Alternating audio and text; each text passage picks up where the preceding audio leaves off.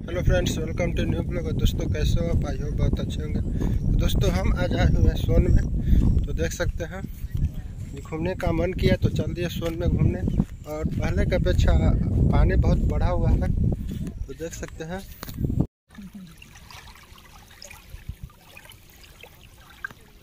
दोस्तों देख सकते हैं पानी बहुत बढ़ा हुआ है और जा रहा है, तो देख सकते हैं आप।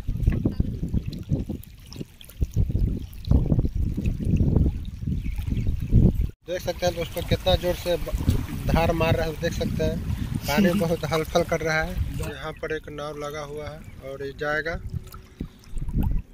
इस गांव में। तो देख सकते हैं सामने एक गांव है, उसी गांव में जाएगा। बहुत पानी बढ़ा हुआ है, पहले की अपेक्षा दो एक तीन दिन पहले आए हुए थे तो पानी कम था, और आज पहले की अपेक्षा आज पानी बहुत बढ़ा हुआ है।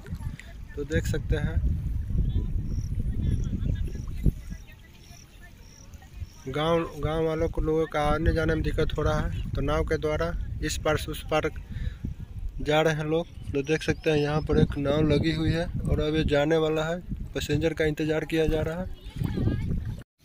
एक वहाँ पर नाव जा रहा है,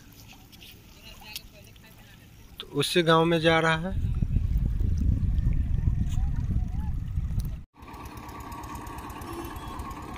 तो देखिए नाव जा रहा है और जाएगा उसी गांव में।